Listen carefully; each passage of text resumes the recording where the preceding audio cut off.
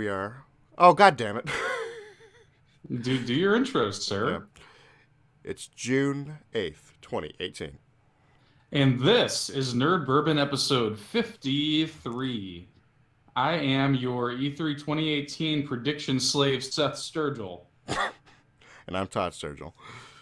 Todd, we got a lot to talk about today. I know. I already know. No pussyfooting around. We're streaming live on Twitch. No lollygagging here. We got a lot to dig into this week, man. So let's go ahead and raise our waters here. I didn't have the foresight to pour myself a little glass of something, but it's year two. We're ringing in year two of Nerd Bourbon. Um, and we're doing it by producing content. I'm How we actually, always yeah, do it. actually, I'm a little sad. I actually was like planning on actually drinking something for this. I thought about it too, but when we sat down, we were like getting all the shit together for the stream and getting all of our stuff together, and I completely forgot. But it is what it Another is. part of it is I actually forgot this is technically the year two This stream, is the year the two. year This two is the year two podcast as well. special. Yeah. Yeah, year two anniversary. We have done this bullshit for a straight year now. How does it feel? It's fucking insane, but it's been Yeah, it's the only constant in my life.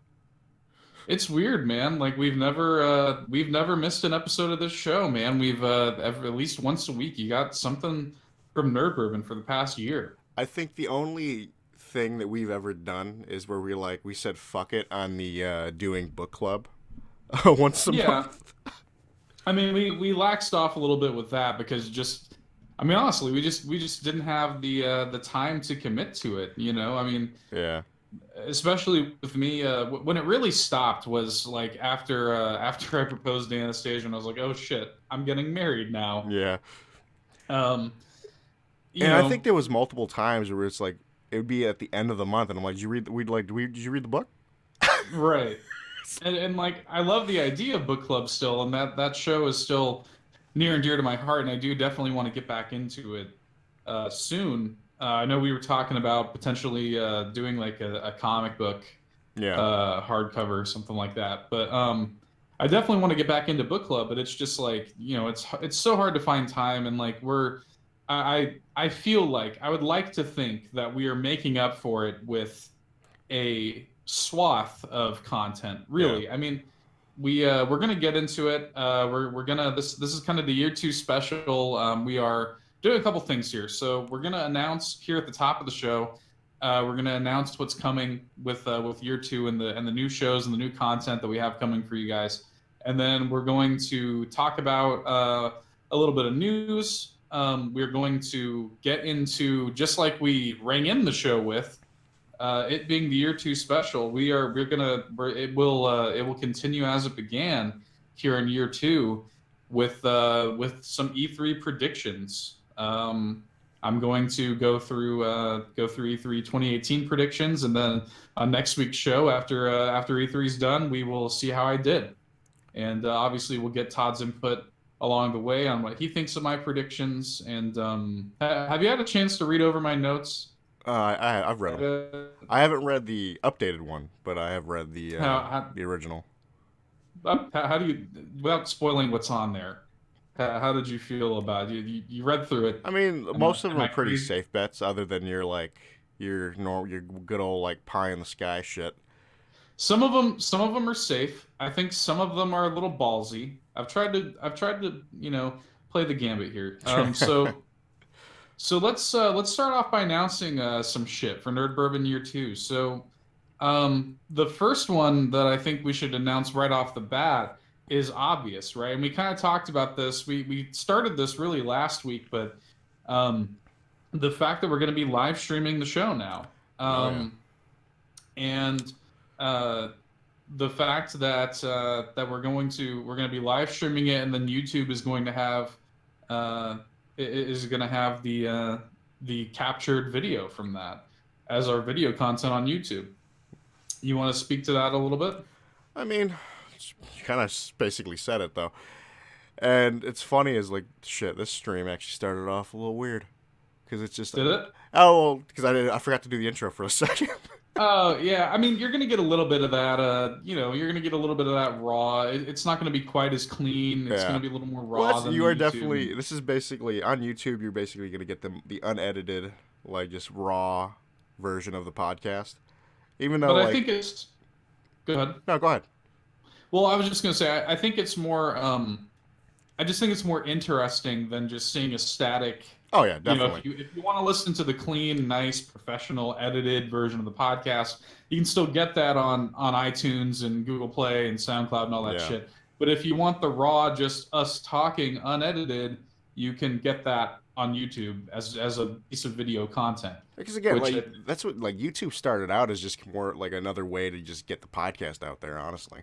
just a conduit. Now Yeah. I think YouTube has really become a place where yes, we still put our shit there, but you get the video version of the podcast as we stream it live every week, as literally as we're recording it. Yep. And you also get the stuff like the Nerd Bourbon plays and all of our streams and stuff like that. So I think the YouTube channel has really kind of come into its own. We still our views are still sporadic on there, but we're not super concerned about that. As we've never been concerned about the amount of Yeah. people who are listening. We just appreciate that you're listening at all. Exactly. So This is just or something that something that we both enjoy doing. It's our love child. yeah, I mean, it's really just it's a labor of love, man. And to speak to that, we've got two other shows that we want to announce. So the first one, or really both of them, are going to go live when this episode goes live on Friday. The first one is going to be I'll speak to this and I'll let you speak to the other one. So the first one that I want to talk about is Nerd Bourbon Adventures. So this is a tabletop role-playing game series where we are going to be streaming and recording ourselves playing a Star Wars RPG, which we're starting with the Star Wars RPG. I could definitely see us doing other games in the future. Mhm. Currently, we're doing a Star Wars RPG in a game system of my own design, for better or for worse, in an original story of my own design, in Star Wars set in the Old Republic era, with Todd as one of the players. Todd's playing a hunter killer droid HK-94. How do you like playing this? How do you like this game so far? So like when we I think I say it like in the stream towards the end, it's just like it works out well. Like there's a lot more like freedom to what we're doing. Yes. And I think that's one thing I think including me needs to like get the hang of the fact Right. that I can just sit there and try to do whatever the fuck I want. And like you even kind of threw Right. in like a suggestion at one point, like because you're like, did you even go in there? I'm like, no. Right. So yeah, the example that we're talking about, like, so Todd's character was kind of like, you're kind of like on the outside of the ship, and I was like, yeah, I knew that this was going to be the first episode, and this is a new game system. Like I said, it's kind of my own thing. So the cast we have here is you, basically our D&D group, you, my fiance Anastasia, my little sister Hope, my little brother Travis, and then we had Scotty with us, who's been on the streams and stuff like that before. He was playing as well. He's not going to be if he can make it, great. If he can't, he might not be like a So recurring. like, how are you gonna like write it like with him like not being there? Well, so he's like a mercenary, right? Like Yes. a mercenary kind of character. So But I it's- can have him it's just gonna be drop kinda, in and out. It's gonna be kind of funny when he's just like especially if he doesn't show up for the next episode. And it was So like he that. is gonna be Okay, in the next okay, one. good. Yeah. Because it would be like, Scotty, where you going? I'm out. No. He is going to be in the next one. What Todd's referring to. So you guys will have to check out the first episode.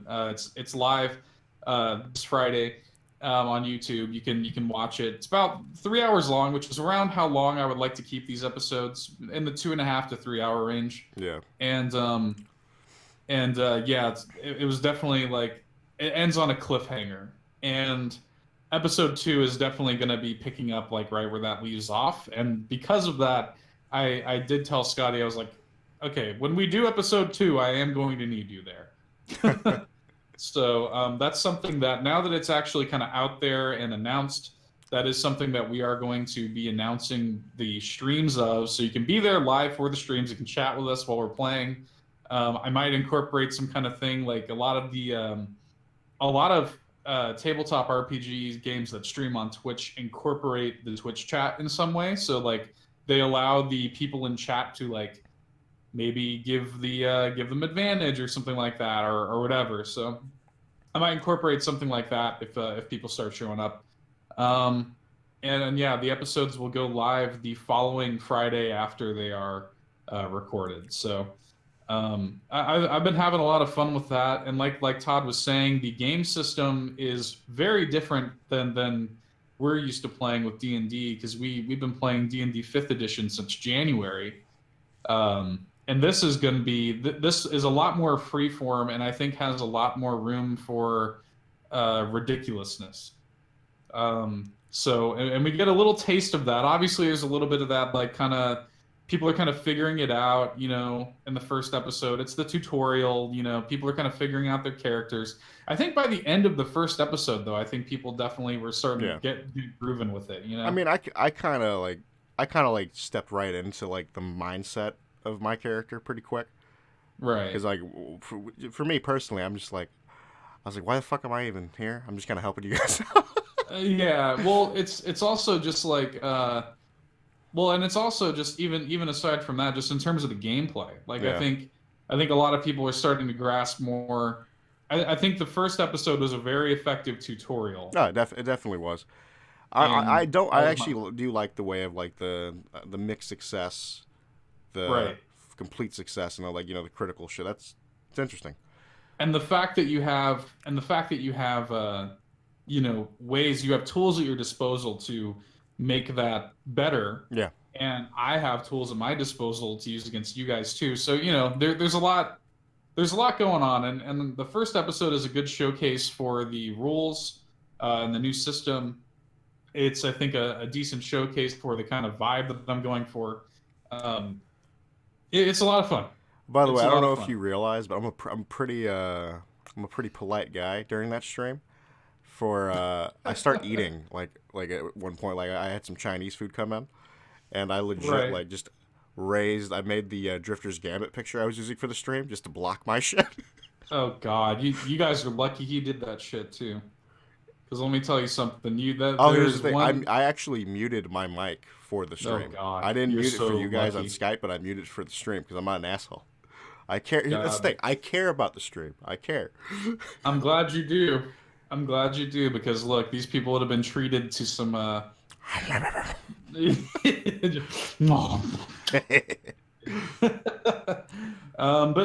been a lot of fun. Nerd Bourbon Adventures, I think, is something that, you know, because ever since I started really DMing again, it's been a real labor of love. It's been a real thing that I look forward to sitting. I'm writing constantly now. I used to write every now and then, but it's really gotten me to flex my sort of writing muscles every week now. I'm always working on something. I'm always working on either D&D or now Star Wars Drifters Gambit. So yeah, that's Nerd Bourbon Adventures, the first show that we wanted to announce. It's going to be kind of sporadically updated just as we have time. So we are still playing D&D. We're not going to be doing that under Nerd Bourbon Adventures. Those are already so deep into it. Yeah, it's like if we just started doing that, it'd be like, what the fuck's going on?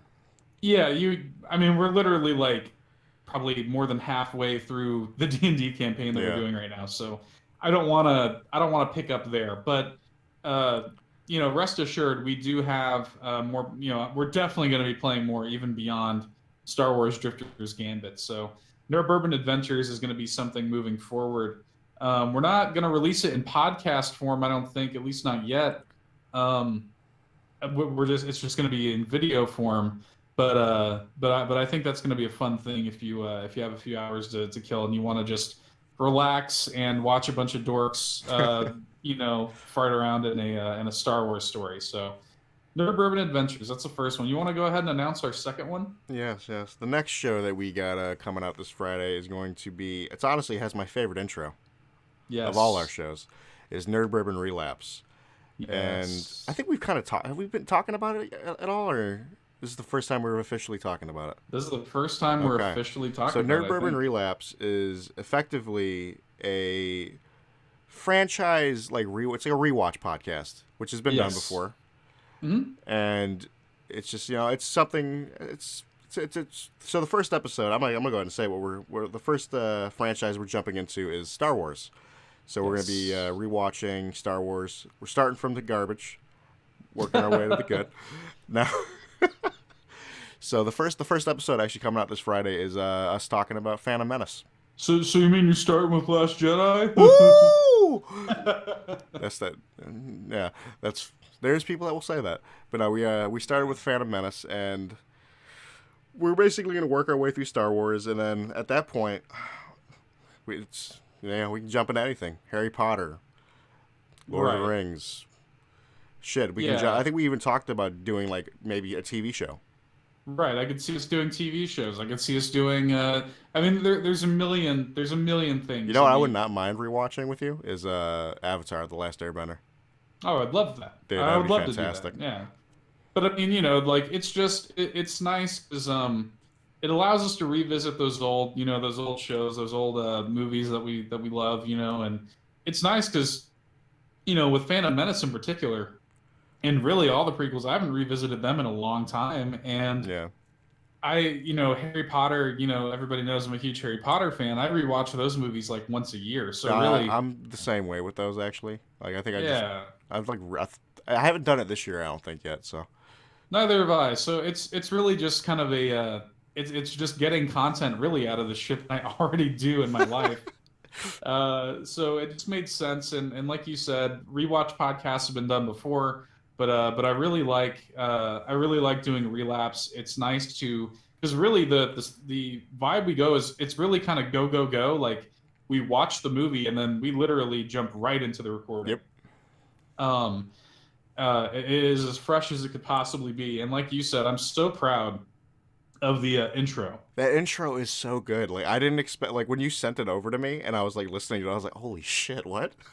I'm so proud of that intro because I don't want to spoil it for you guys. I want you guys to hear it for yourself.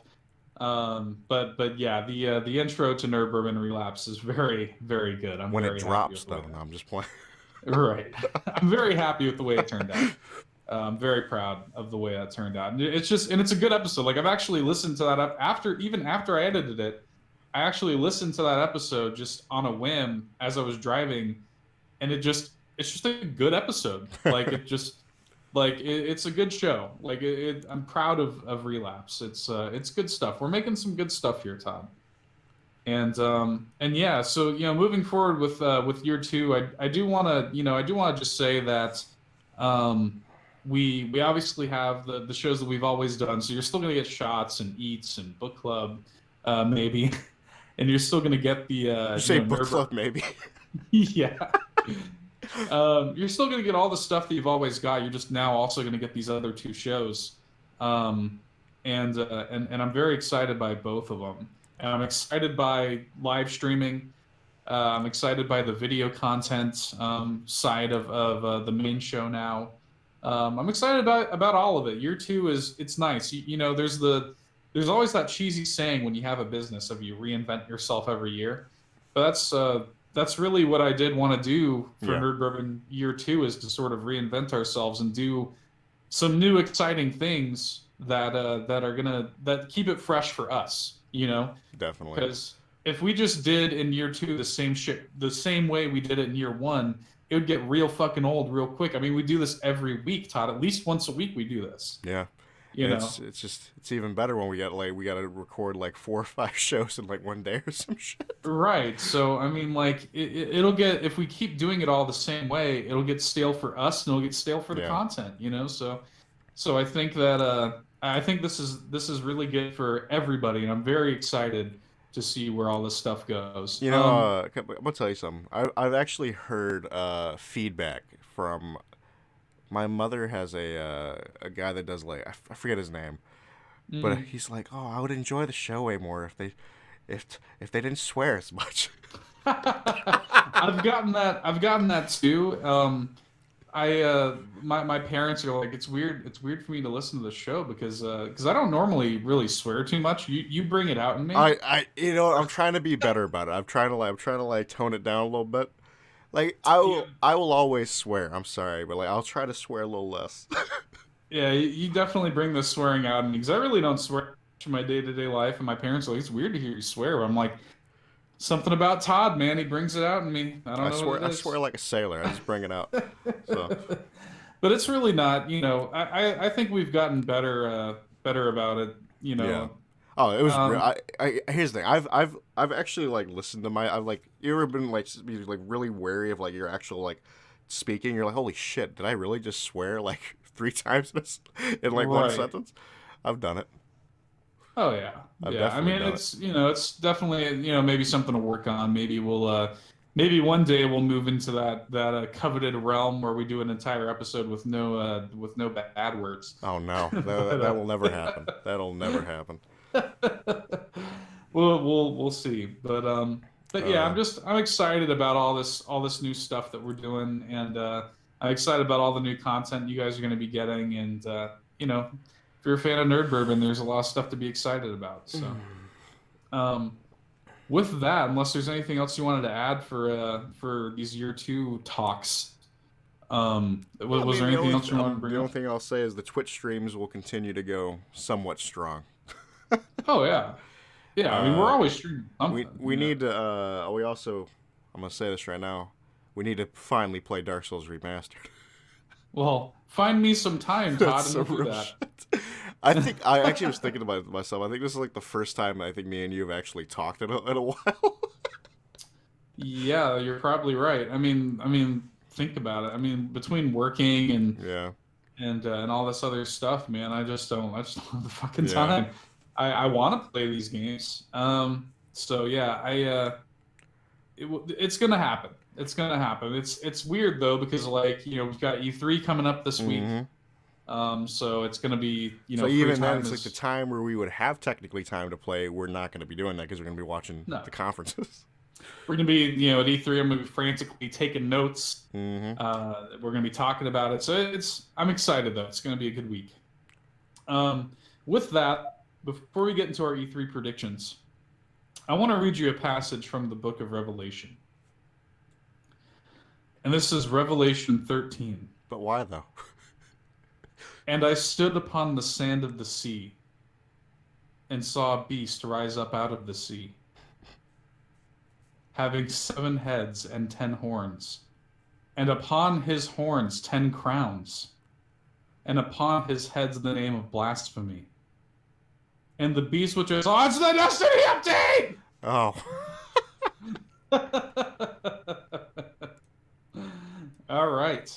You want to go ahead and if you want to go ahead and start up that trailer to play while we're talking about this, we got a megaton announcement yesterday of the new Destiny expansion coming this September. It's actually releasing on my birthday, September 4th.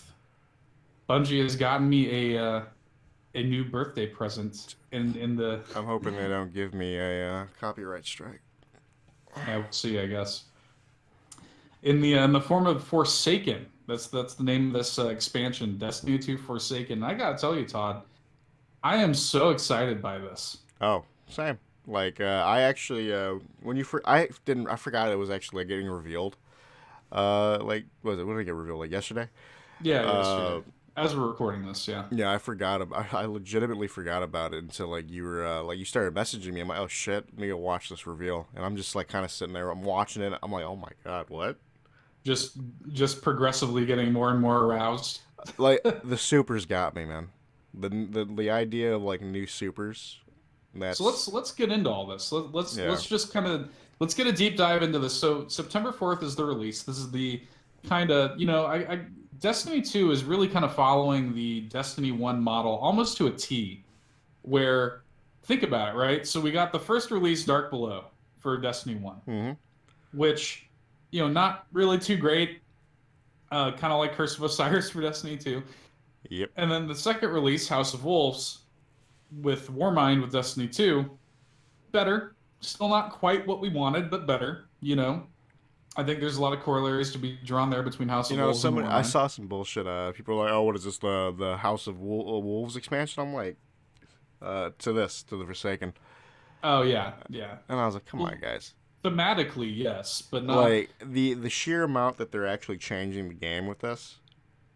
And then yeah, and then like like Destiny One, like when Taken King finally came out for Destiny One, that's when people were like, oh, okay, the game's good now, and I think that's kind of what we're getting here, where this is the big shake-up expansion that I've been looking for. Yeah, This is the thing that Warmind was a lot of steps in the right direction, but it was a half measure. Like it was cool, and we're still kind of going back every now and then and playing it, but we needed something like they're doing with Forsaken to really get us back into playing this game.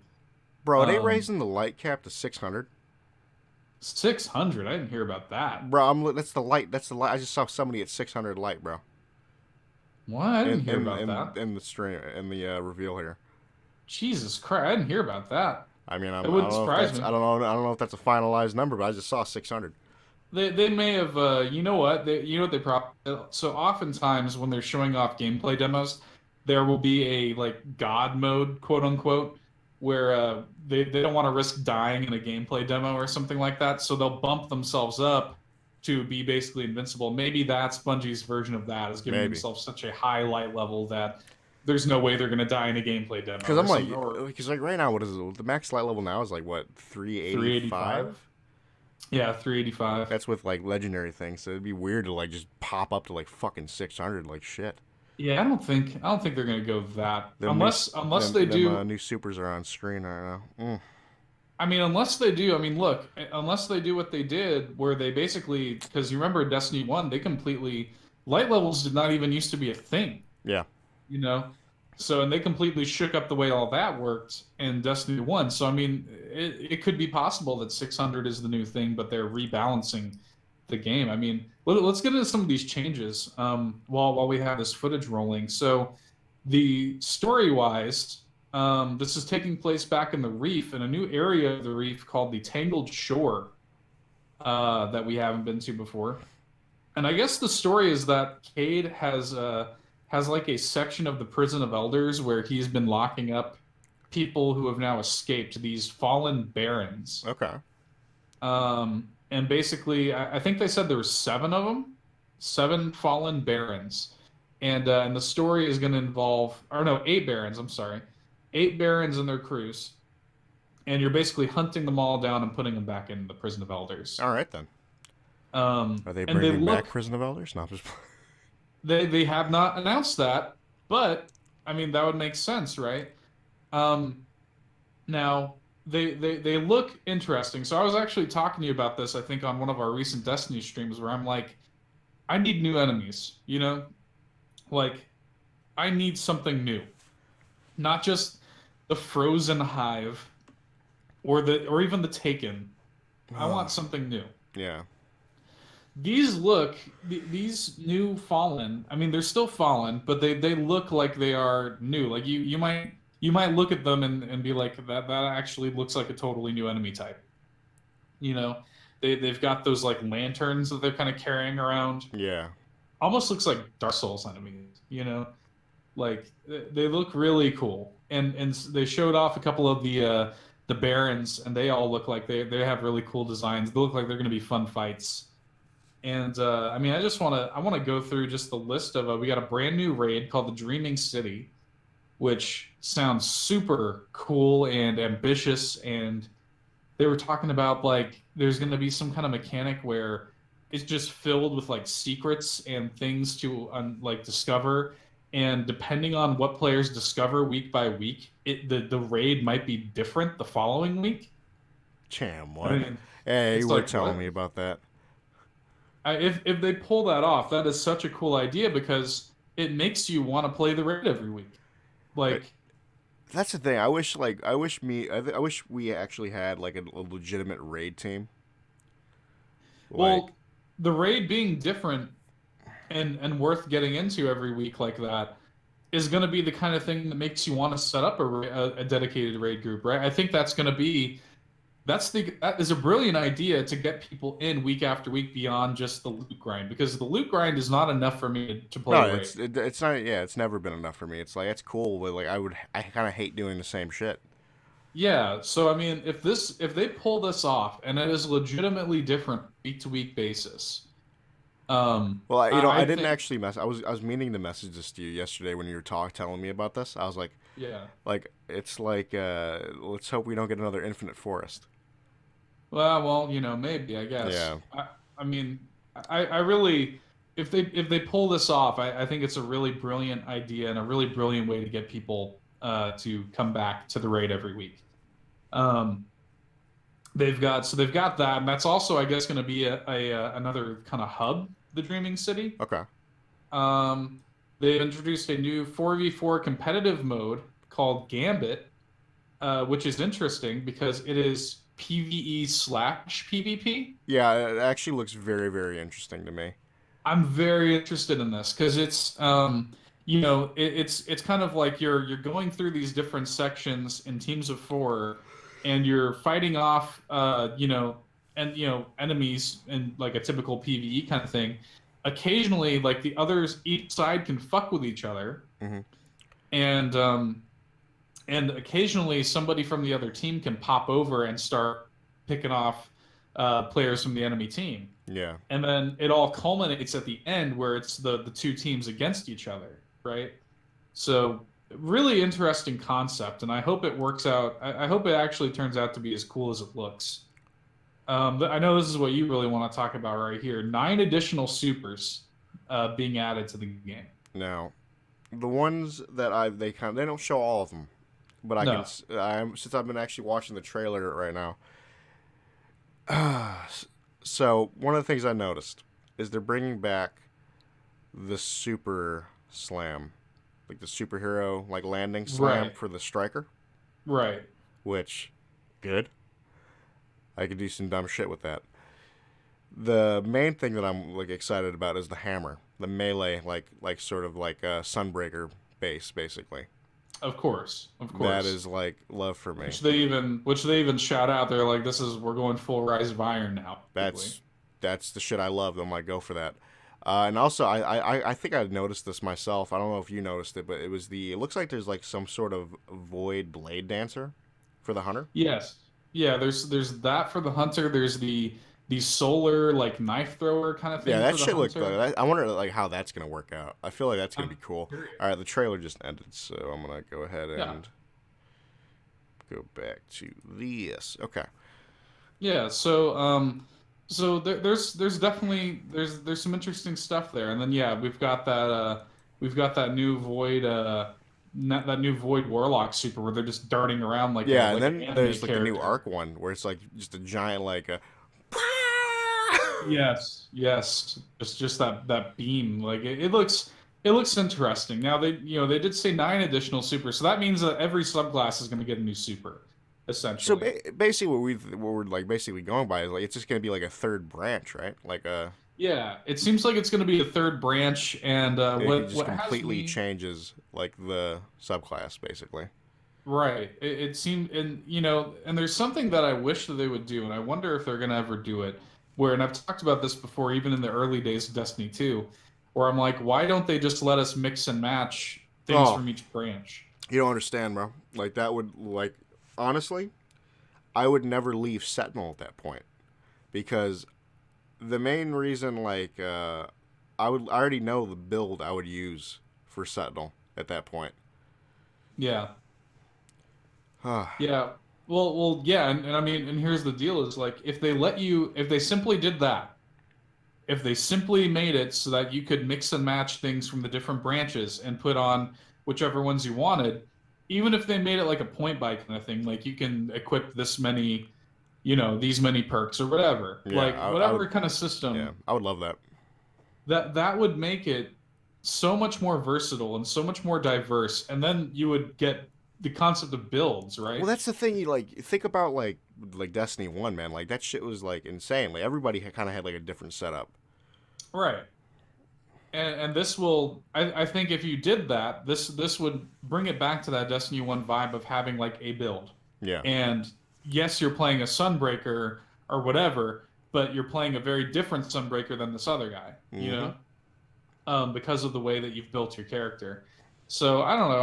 I think that would be cool. I don't know if they're going to go for that or not. But so we've got 9 additional supers coming. Of course, we've got the stuff you expect: new exotics, new armor, new gear. But the one thing that they're doing that's really interesting is they're changing the way that weapons and armor are handled by bringing back completely random stat rolls on loot drops, just like it was in We D1. technically shouldn't celebrate that, but it is awesome that it's happening. Well, that's what people wanted, I know. you It was know. just like it should have never have like left. You know what I mean? Well, I mean, here's the deal. Here's my perspective on that is like they want, they wanted to do something new. They wanted Destiny 2 to feel like a complete kind of reworking of what you thought of for Destiny. And look, that's not what people wanted at the end of the day. The Yeah. fans are vocal. They didn't want things to be reworked. They wanted things to be the Well, same, it's like so because the thing about that is like Destiny One kind of came into its own around at the end of its life. You know, right. and it's just like that's when that game was fantastic, and then you jump right into Destiny Two, and it's just like what happened?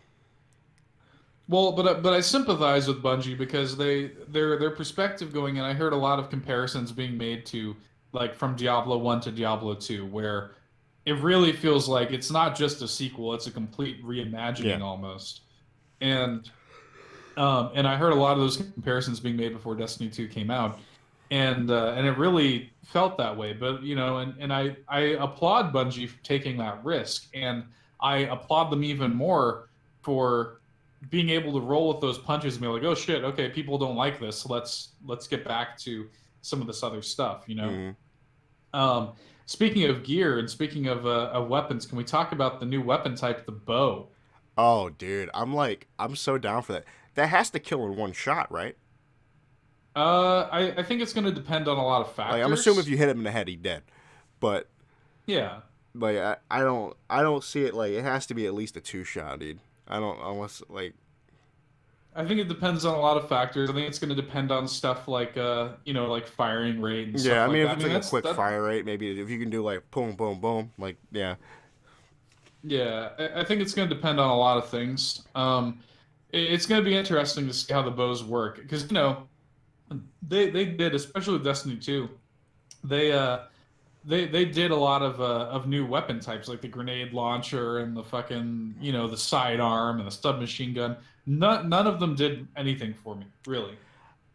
But the bow, yeah. I'm down for that. The bow is the most interesting thing they've ever come out with, like new weapon wise. Yeah. I mean, the only thing So that I ever gave a shit about, like new weapon wise, was the swords. yeah.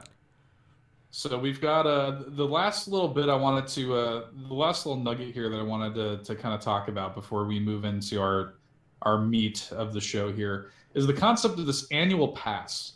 So they did the season pass Mm-hmm. for Destiny Year One, which included the 2 expansions, Curse of Osiris and Warmind. What they're doing now with Year Two is there's this thing called the annual pass. Well, Forsaken is going to be $40, just on its own, and I don't know how much the annual pass is I on think its it's like own. 60 or 70. Is it 60? But you can get them both together. You can get Warmind and the annual pass for 70. So it's like you might as well. I think the concept here, and I think they're going to go at full details later this week, is that you're going to get more frequent but smaller updates. So they actually kind of teased what's coming a little bit. So starting with, so we're going to get obviously Forsaken starts in September. In winter of this year, they're going to start their first kind of thing in the annual pass, which is called the Black Armory. Um, in spring of 2019, something called Joker's Wild. And then in summer of 2019, something called Penumbra. So 3 kind of smaller bits of content Mm-hmm. as opposed to 2 honestly kind of disappointing expansions. I'm I'm down for the concept of getting smaller things more frequently, you know. And they've also said that they haven't really announced how this is going to manifest itself, but something about like bonus rewards and new content, probably kind of like how WoW does it, where like once a month you're getting like a little nugget. Maybe they'll add a new strike or something like that.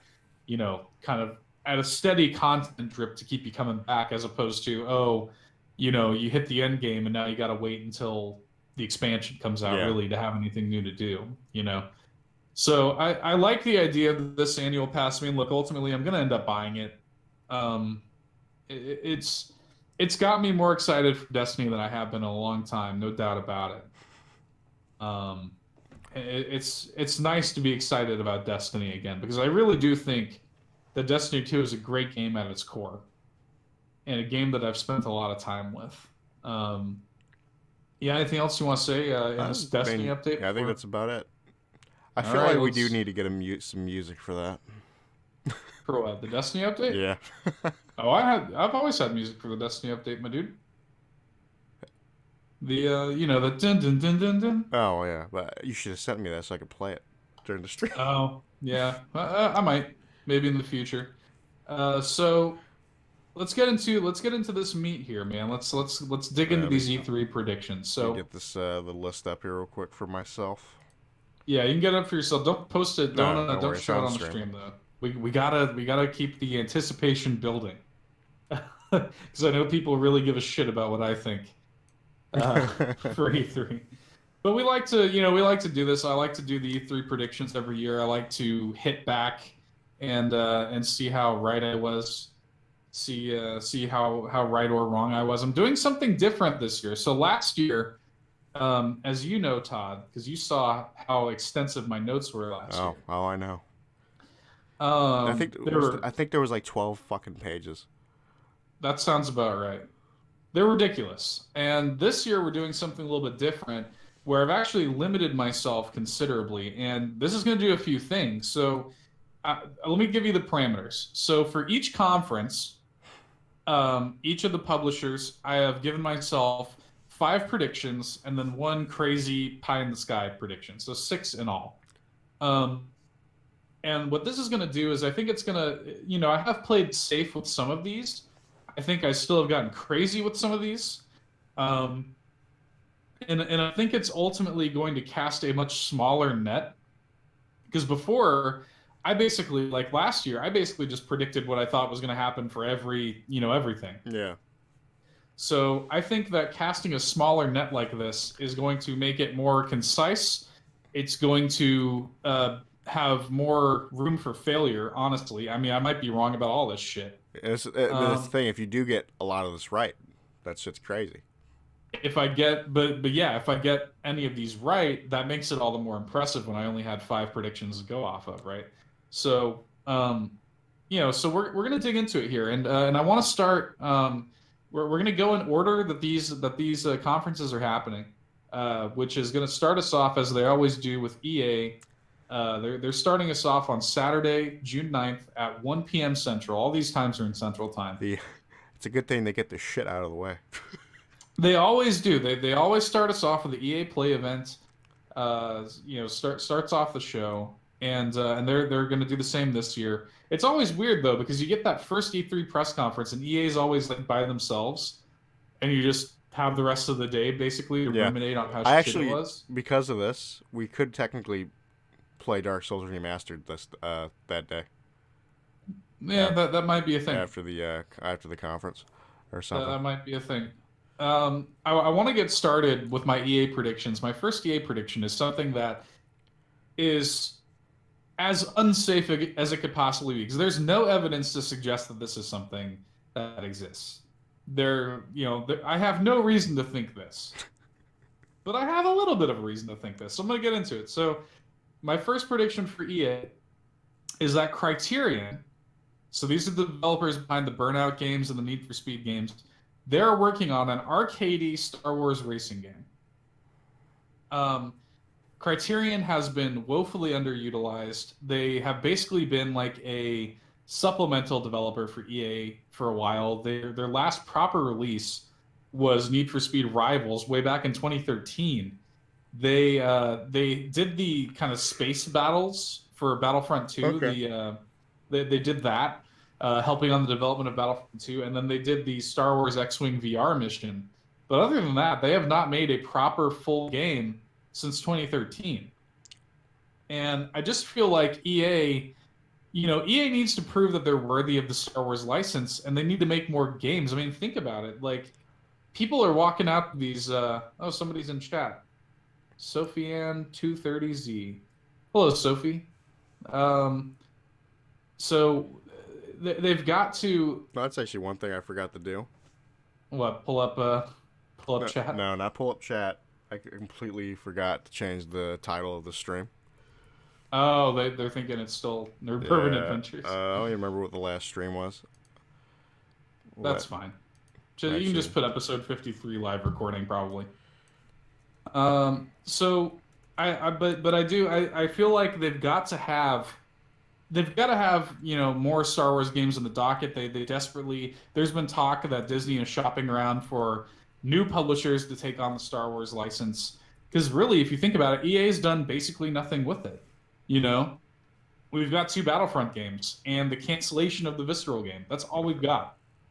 That's all that's happened with EA and the Star Wars license. So I just think that EA has something to prove with Star Wars, and I think that Criterion is too big of a developer. This is the house that Need for Speed and Burnout built. These are big racing franchises. The assets already exist to make a Star Wars racing game in the DICE Frostbite engine, a beautiful looking arcadey racing game that I think Criterion could do really well. I think that maybe there's a possibility that this thing exists. I don't know if I want it though. I want it.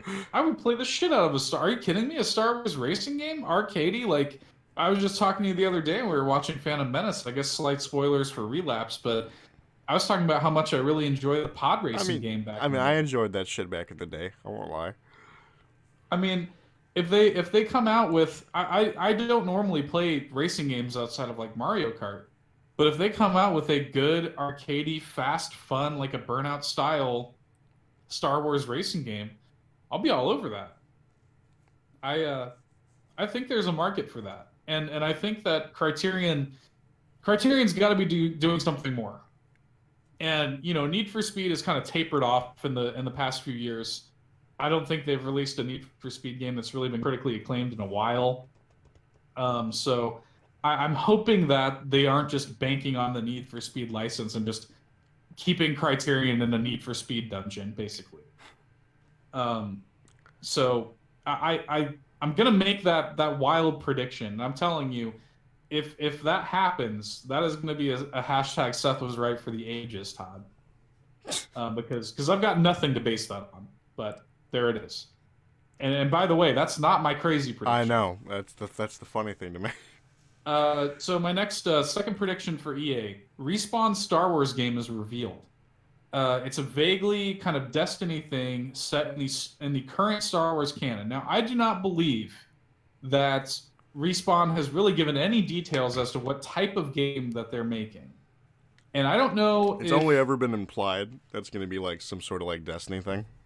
Well, I don't know how. So after Visceral was shut down, they said that they were working on they said that EA was working on some sort of Star Wars like always connected kind of thing, and the implication for that was they're working on like a Star Wars Destiny sort of thing, and I feel like maybe that's what. Even if that's not what Respawn started making, I feel like maybe that's what Respawn is making now. Yeah. Because again, EA just has to get these fucking games out. They've got to get Star Wars games out. I mean, there's never been a better time for there to be a lot of Star Wars games, and EA has totally dropped the ball on that. Well, yeah, because all we've gotten is 2 Battlefronts. We've gotten 2 Battlefronts, and they have left bad taste in people's mouths, especially Battlefront 2, which, by the way, you and I have both been playing recently, and the game's good. The game's really good. So, EA just has a lot to prove with this E3, and we'll get more into it. I predict that Respawn Star Wars game, they're going to give a vague 2019 release date, but if it is kind of a Destiny kind of thing, I think that early 2019 they're gonna put out a beta for it, that they'll announce at the show. Third prediction, and this is something that I've actually said in the past, I think that they're going to announce it at the show. Battlefield 5, of course, already been announced ahead of the show. Was announced, I think, 2 weeks ago at this point. Of course, we're going to get a big, blowout gameplay demo. They always have the Battlefield 5, the Battlefield demos at E3. But I predict that at E3 is where they're going to announce the Battle Royale mode is coming as post-launch DLC. They have played coy with the Battle Royale talk. Somebody had mentioned to them like you guys doing Battle Royale, like it's it seems perfect for Battlefield, and I think the response was it would be perfect for Battlefield, wouldn't it? Somewhere along those lines. So it's rest assured, I think that's coming. My fourth prediction here, and this is the one that I had to change because originally I was predicting that they were going to talk about the Season 2 Battlefront 2 content at E3, but they went ahead and just did that shit today. So I had to change that. But BioWare has got a lot riding on the release of Anthem, and we've said this in the past. If Anthem bombs, BioWare is more than likely going to be closed. BioWare has had a lot of mixed success here and people really liked Inquisition, but Andromeda was a huge failure, and effectively single-handedly killed the Mass Effect series. I mean, I'm not even trying to be mean. That's just true. Dude, I tried to play that game. I just couldn't get into it. I really don't even think Andromeda is a terrible game. It's just not. It's not Mass Effect to me, and I'm not trying to make this a big Andromeda tangent, but yeah. But I think that Anthem has got a lot riding on it, because really I think the fate of BioWare really does rest on Anthem's shoulders. No, it definitely does. I've been saying that since Anthem was first announced. I'm like, if this flops, they're gone. Yeah, I mean, really. I mean, if Anthem flops, and we know that BioWare is working on a new Dragon stuff like that, but I mean, Anthem really has got a lot riding on it. So they're obviously going to have this at the show. They recently announced that it was pushed to 2019. I think it's probably early 2019. I think we're going to get that vague early 2019 release date, maybe a beta this fall or something like that. But I think we're going to get a new demo to show, and I think it's going to showcase the things that make it. I think what it really needs to do, showcase the things that make it less Destiny and more BioWare. Yeah, that'd be a smart move because honestly, all we really saw so far is it was BioWare's Destiny. Yeah, pretty much. They didn't really give us any nuggets of story or anything like that. And BioWare, that's what they're known for. They're known for their characters and their narrative and their story. So, and I have written in here just as a joke, the words emotionally engaging will be used at least once. That used to be a really big thing with BioWare, where every time they would talk about one of their games, emotionally engaging narrative, emotionally engaging characters. So I have that on there. That's more facetious, but if it is, I'll still take the point. But I think Anthem has got to have a big presence at EA Play this year. There's a lot riding on it, not only for EA but for BioWare. And I think that they're going to show really how Anthem is different. Because if it's just Destiny with exosuits, I don't think that's enough. It's not. It won't be enough. I think they need to show what makes this a BioWare game. This last one is something I predicted, a little bit safe. It's something I predicted last year. Another independent EA Originals game will be spotlighted. They've done this in years past with Unravel, with Faye, and A Way Out. Rumors were circulating that Unravel 2 was in development, and I think that's actually probably going to be at the show. But I think that they're also going to have something totally new, like they did with A Way Out, because nobody saw A Way Out coming. A Way Out was a total out of left field announcement last year. So I think Unravel 2 is probably going to be revealed here. And I think we're also going to get something totally new that is going to be more exciting. And my crazy prediction for EA, and I know you'll be excited about this. No, I smiled when I read it. They got to do it. They got to do it. And I said this last year when we did this. What was the one thing that permeated E3 last year and became a essential part? It became a central part. It became a meme. It became a meme for the podcast for 17 episodes. it became the beating heart and soul of this podcast for a substantial period of time. Yeah. What was it, Todd? Skate 4. It's Skate 4, man. If EA is not making Skate 4, they're stupid. People want this game. And I want this game. Like, if they put out Skate 4, I'm gonna have to buy 2 copies. I'm gonna have to buy a copy for myself and then a copy for the vaults, for the Nerd Bourbon vaults. To hang in the rafters. It's a part of our mythology now, you know. So yeah, I Skate 4, man. It's time. You know, it's time. Skate 4. Let's make this happen, EA. That would be a great way to end the show. And I think we're ready. So that's it for EA. Let's Microsoft. Their show is going to be Sunday, June 10th at 3 p.m. Central. I predict that the first thing that they're going to kind of show, the first major announcement, is going to be the Crackdown 3, finally coming. September release date is what I predict for Crackdown, maybe even sooner. But I'm going to go with September. I predict that there's going to be some sort of, and I don't have this in the notes, but I think that there's going to be some kind of thing. Like, I almost feel like, and this, stick with me here, because this is really stupid of me to say, but I almost feel like Microsoft, as a consumer-friendly move, is going to do something dumb like it's free until this time. Like, for the first month, it's free, or something like that. You know? That's a dumb thing for me to say, but Microsoft is crazy like that. Like, Microsoft does shit like that, you know? And I think that... Can I just say one thing about Crackdown? What? I don't even know if I give a shit about this game at all anymore. I don't either. But here's the thing, is I think Microsoft knows that. And I think that if they were confident in this game, and there's been a lot of mixed narrative around this game, there's been a lot of drama around this game and its development and all of the pushes. I mean, this game was announced when the Xbox One was announced. I know. You know? So I mean, this game's been in the can for a long time, and yeah, they need to make money off of it. But at this point, I think they'll just be happy if the game's good. You know? So I don't know. My weird shot in the dark prediction for Crackdown 3 is that they're gonna do something like you can go out and play it for the first month for free. Or something like that, or at a discount, or something like that. A consumer-friendly move to be like, Crackdown 3 is finally coming, here's when it's coming, and here's a way that everybody can play it, basically.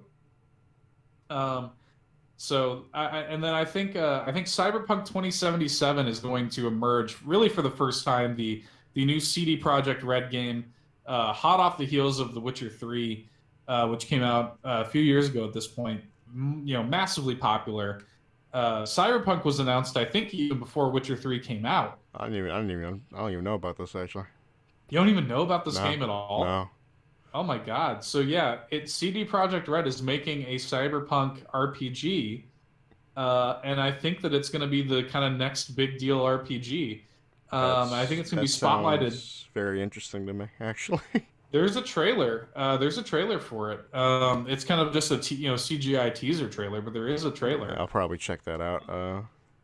I think that it's going to be spotlighted on the Microsoft stage with a new trailer, possibly with our first looks of gameplay snippets. I don't think we're going to get a release date, because I think CD Projekt Red is in this really advantageous position where really after The Witcher 3, it was so successful, they can really do whatever the fuck they want. They don't have to give a release date. They're not beholden to anybody. They can just say, like, it's going to be done when it's done, you know? It's very true. It may even be a next-gen game, but I think that this is the year, this E3 is when we're going to finally kind of start whispering about Cyberpunk. Cyberpunk is going to be in our brains after this E3, I think. And I think the Microsoft stage is a good place for it. This is another bit of a crazy one, but I want to give... The thing is, though, I agree with it. Here's the thing. And I want to preamble this prediction by saying that I correctly predicted last year that Michel Ancel was lying when he said that Beyond Good and Evil 2 was not going to be at E3. Michel Ancel said, bold-faced, no Beyond Good and Evil 2 at E3 2017. And I said last year that, you know what? No, he's lying. It's going to be there. And lo and behold, it was. So I'm going tit for tat this year by saying that Randy Pitchford and Gearbox are lying when they say that Borderlands 3 is not going to be at E3. No, it is going to be at E3. I'm with you on that, dude. I'm completely with you on that. Now, I don't think we're going to see any gameplay. I don't think we're going to get a release date. I don't think we're going to get much. I think it's just going to be a very vague teaser trailer. That's all I want, honestly, though. They're just going to announce it. Yeah, because I just need something. I just need something. Maybe we see the vague wipe where it says 2019 at the end or something. Maybe, yeah. But I think we're getting a teaser trailer at least for Borderlands 3. Just to get it announced. You know, it's been talked about for so many years. I was at the PAX South where they said that they were going to start working on it, and that was 3+ years ago now. So the game has been in development for probably at least 3 years at this point. So I really do think that this is the year that we are going to hear about Borderlands 3. This is the E3 Microsoft stage Borderlands 3 teaser trailer. It was also a part of the Walmart Canada leak, which kind of strengthens the argument that Borderlands 3 is a thing. So I think this is the year, man. I think Borderlands 3 is going to be at least announced at the C3. Number 4. Kind of a safe bet because, again, this was another thing. Gears of War 5. Now, I think that this game is ready for this year. I think Gears of War 5 is going to be announced, and I think it's coming this October. I'm going to get a little more specific with it. I think there's going to be a week-long beta beginning in August if you pre-order the game. Now, this is kind of tracking with what Gears has done in the past. Yeah. But I think we're going to get a very short window between Gears of War 5 being announced and Gears of War 5 coming out. Because Microsoft just needs games, and I think they know that. And really, if it comes out in October, it's been 2 years already since Gears 4. So, I mean, it's time. It's time for Gears 5. And I think Gears 4's engine is solid. It's not like they have to reinvent the wheel with Gears 5. You know what I mean? So I think it's time. I think Gears 5 is happening. I think it's happening this year, this October. I think we're going to get a beta in August. This was actually going to be part of my crazy prediction. I was surprised this wasn't when I was reading it right now. I'm like, how the fuck is this not your pie in the sky? Crazy prediction. So, a new Halo game is teased by 343 for release in 2019. But here's the thing. It isn't going to be Halo 6. So, I think that Halo 6 is a big enough deal that Microsoft, people really didn't like Halo 5. You and I did. But I mean, you're definitely in the minority for that. We were in the vast minority. People didn't really like Halo 5. So, I think for Halo 6, Microsoft wants to hold on to that for the next generation Xbox. They want to make that the kind of marquee, the big finale for Master Chief. And so I think that this is going to be a new Halo game for the Xbox One in 2019. But I think it's going to be more of like a Halo Reach or ODST type situation where it's like a spin-off kind of game. It's going to be like a full core Halo game like those games are, but it's not going to be Halo 6 proper. I think Halo 6 proper is going to be a much larger undertaking that is not going to be available anytime soon. If that is a thing, if that ends up being like an actual thing, I don't want to play. I don't want to play as Locke. Maybe. I mean, I don't know. Maybe that is what it is. Maybe you're playing as Locke. And what was it called? What was the squad called? I don't even fucking remember. I mean, the only thing that I'd be down with if Nathan Fillion was in that shit.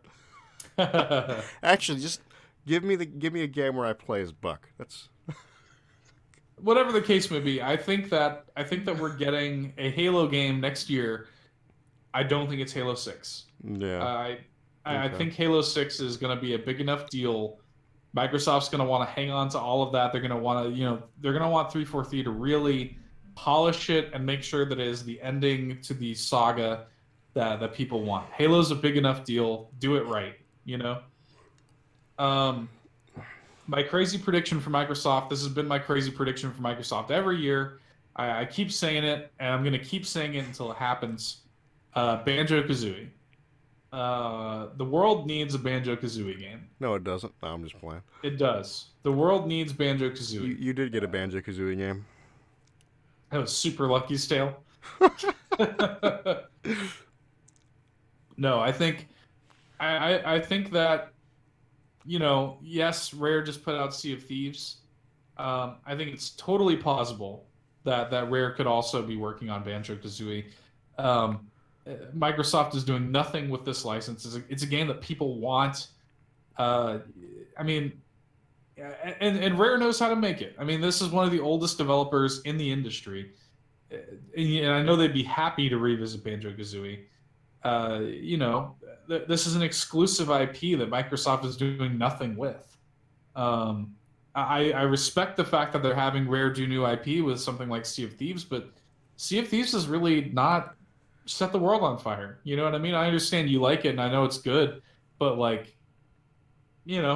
it's not moving mountains for Microsoft. I think if they put out a Banjo-Kazooie game, it would be more successful. And I really think that it would differentiate the Xbox One portfolio. And again, I'll say it. I've said it a million times. I'll say it again. Microsoft just needs games. It's simple as that. They need games. Anything else you want to say about Microsoft before we dip into Bethesda here? Fuck Microsoft. All right, let's go. All right. Bethesda's doing their show Sunday, June 10th, 8:30 p.m. Bethesda's strategy coming into E3 is interesting because they have really shown a lot of cards before the show. Announcements like Rage 2 and Fallout 76, nobody would have predicted that. Never in a million years would I have predicted Rage 2. Never. And they announced it ahead of the show, and I'm just surprised, My first prediction for them, even though I understand that the Elder Scrolls Somerset just came out, I think it will have just released by the time. I think it's coming out in a few days on console. Is it already out on PC? It is already out on PC. But even though Somerset is still so new, I don't think it's going to stop them from announcing the MMO's next expansion. Let's remember that Morrowind just came out less than a year ago. It came out last July. So I don't think it's ridiculous to assume that the next expansion for ESO, which recently seen a huge surge in popularity, it's ESO is doing really, really well right now. I don't think it's ridiculous at all to assume that the next expansion is well underway and is probably less than a year out and could be announced at the show. So that's my first prediction for Bethesda. We're going to get a big blowout reveal to let us know exactly what the fuck Fallout 76 is. Because we haven't heard anything officially. As I talked about last week on the show, the trailer gave us nothing. Nothing at all. We got Bradley Goldstone in the chat saying, "Hey man, is that somebody you know?" Do not think so, but I don't know either. But Bradley Goldstone, hey man, how are you? I'm doing well. Let's talking about some E3 stuff here. We've heard that Fallout 76 is by all accounts kind of a Rust or a DayZ inspired thing with survival RPG elements. We've heard that it's going to have stuff like it's going to have stuff from Fallout 4, the quests that we know and love from Bethesda games, base building lifted from Fallout 4, and I really do think that's exactly what it is. Are you seeing this in chat here? No, what's going on? I love that. Am I getting I don't know if I'm getting weird stuff in chat or what.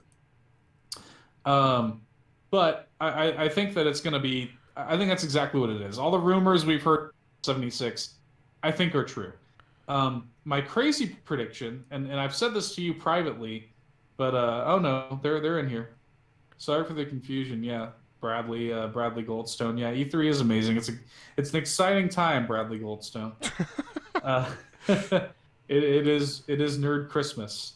Um, but my crazy prediction is that the game is going to be immediately available, and that it's not going to carry a full $60 price tag. Um, I even spitballed the idea to you that maybe it'll come out and be free. I don't know Um, about completely free.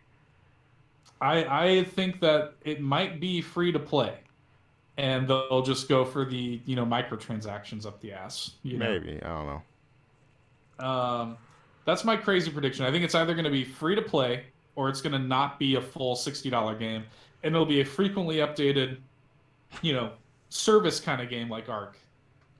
Uh, and I think it's not implausible that like it's going to be one of those things where it's like go home, go home and play it now. You're sexy and I'm gay. I'm wondering which one he was referring to. He may be referring to either of us. It's gonna be you. I know Todd's sexy. So next up, it's time for Doom 2. Doom 2016, massive success. I think id probably got right to work on the sequel right away. I think it's coming out early 2019, but I think we're going to get a little bit of a demo and a little bit of a showcase here for Doom 2, which I know I'm down for. Adam Bassan 16. Fallout 76 is probably going to be an amazing game. Fallout 4 was an amazing game, especially with the mods. Yeah, I agree. Fallout 76, I think is going to be cool. I'm looking forward to it. Sorry, I'm trying to look at chat and my notes here. Doom 2. What do you think is the likelihood of that? Oh, it's definitely gonna have to. I think it's definitely gonna happen. You do? Yeah. Yeah. There's no doubt in my mind that Doom 2 is a thing. I think that just with the success of Doom 2016.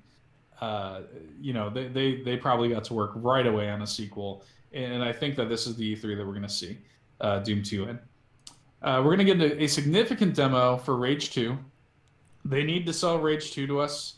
I don't think I don't think we've heard nearly enough about it. I understand we've seen that weird, cringy trailer. I understand that we've seen little bits of gameplay here and there, but I think we need a substantial Rage 2 demo at Bethesda's stage. I think it's going to show off that kind of fun, arcadey new style of gameplay that we kind of saw in that reveal trailer. But it needs to also give us a taste of the open world and the story. It's coming next year, obviously. I think maybe we get a hard date for it at this E3. I'm thinking maybe early next year, maybe like a February game for Rage 2. And I think that it's been announced. We've seen the trailers. Now really tell us why we should care. You know what I mean? Moving on from that, I think that Prey over there at Arcane is getting a big piece of single-player DLC this year, similar to last year's Death of the Outsider for Dishonored 2. That was last year, right? Or am I crazy? Yeah, it was, but it might have been. No, Death of the Outsider, I think, was it last year? I think it just came out this year, dude. Did it come out this year? Yeah. I can't remember. Whatever the case may be. I think that Prey is getting a big piece of like Death of the Outsider sized single player DLC. Prey not super successful, but critically successful. People like that game, and I think Arcane's probably been plugging away at that, and I think there's probably something going on there. I don't think that they're working on Dishonored 3 because Dishonored 2 sadly did not do well. Yeah. So I think they're chilling on that. Adam Bassan, Doom 2016 had a really good graphics, and I'm hoping they continue to improve, and I'm excited to carry on the story. I agree. Doom 2016 was really just a fantastic game, and I really can't wait to see what they do with the sequel. Let's move on to my crazy prediction for Square, or not for Square, sorry, for Bethesda. My crazy prediction is that we are going to get an announcement regarding what Bethesda Game Studios is working on. Now, you may think, why is that crazy, Seth? Why is it so crazy to assume that we're going to hear what Bethesda Game Studios is working on? Because motherfuckers too busy selling us Skyrim. Fuck you mean? I really think that I really do think that Bethesda is one of the, just like I said earlier with CD Projekt, Bethesda doesn't care. Like Bethesda's gonna talk when they want to talk. You know what I'm saying? So I think we're gonna get, maybe a tease for Elder Scrolls 6 or possibly their rumored new IP Starfield. There was a lot of talk last year that Starfield was gonna get announced last E3. Maybe this is the E3 that they finally talk about it. I think that it's likely that we hear something. Maybe that's a crazy prediction. Maybe it's not. Something from Bethesda Game Studios though would be nice. Uh, yeah, we got a Bradley Goldstone here, which is a good name, a fake name, but a good name. But he's definitely a troll here. I can't wait for FIFA 16 to come out and Call of Duty Blacks 2. I meant for Blacks. Entertaining trolling at least. So we got Square Monday, June 11th, noon, 12 p.m. So, I think immediately what Square is going to do is address that elephant in the room. Kingdom Hearts 3, it's coming this year. The release date is going to be unveiled during the conference. My heart says that it's early fall, so like September, but my brain says that it's more than likely going to be like somewhere like in December, like just like the latest in 2018 they can possibly make it. I really think that I really think that Square is gonna hold on to that as long as they can and just polish it as much as they can. But I do think, Todd, you may call me crazy, I do think that this is coming out in 2018. Whatever the case may be. I could definitely see it happening. Like it could easily get pushed to 2019, but I could definitely see it coming out in 2018. I don't think it's going to get pushed. I think 2018 is the date. I think they're going to stick to it, even if they push it to December. Even if they can get another month out of it, they might. But I definitely think that 2018 is going to be the the release. Just Cause 4 is real, and I predict that it's going to finally feature officially supported online multiplayer, which is something that I could speak more on this than you. Yeah, you definitely can, because I think that's something that Just Cause fans have wanted. Oh no, it's been a thing for years. Like Just Cause 2 multiplayer mod on PC was popular as hell, dude. Right. So damn popular. Like that's all. Like this thing, they went in with Just Cause 3, and it's honestly one of the weakest. It's the weakest game in my eyes out of the Just Cause franchise. Like I legitimately enjoy the Mad Max game that Avalanche did over Just Cause 3. Yeah, no, yeah. I've tooled around with Mad Max a little bit, and I enjoyed it. So yeah, just like Just Cause 3, they try to go like full on with the story. And I'm like, dude, I don't care about the story. I like the gameplay. Give me the like actual support, like actually support the fucking multiplayer. That's all I have ever wanted for like the last like couple of years for that game. Right. Yeah, because you shouldn't leave it into the don't leave it in the hands of the fans to make online multiplayer work. Just people want it, just do it. Yeah. Very sweet comment here from Adam Basan 16. Your enthusiasm is brilliant. I'm really glad you can take a joke and not be butthurt. Well done, dude. You seem pretty cool and nice. Oh, and so is your friend. Thanks. That's very nice of you, Adam Basan. We appreciate the support. Independent podcast here, doing off of our bootstraps. So we definitely appreciate the kind words. Just Cause 4, I think coming early 2019. I think it's probably not ready this year, but I think when it does, Todd, I think you're finally going to get your officially supported online multiplayer. I think it's time that they actually supported that. Here's something that I debated on putting into my crazy predictions, but I don't know how crazy it is. So the Avengers project that we've heard about from Crystal Dynamics, I think it's going to get revealed here. I have no idea what that game could possibly be. There's been talk that maybe it's kind of like a hero, kind of thing, like a hero based online kind of thing. Okay. Um, uh, there's been talk that maybe it's kind of like a Destiny thing, but really, I have no clue what this Avengers game from Crystal Dynamics could possibly be. But it's been talked about for forever now. I think it's finally time to show it off at at Bradley Goldstone. I said I like your beard. I appreciate it. I appreciate the compliment, Bradley Goldstone. My my beard is the source of my powers. Um, Damn it. but we've been talking about this Avengers project from Crystal Dynamics for a while now. I think it's finally time to show it off, even if it's just with a teaser trailer. I think there's a lot of questions about it. I think it's time to talk about it. So that's a prediction. I think we'll get that on the Square stage.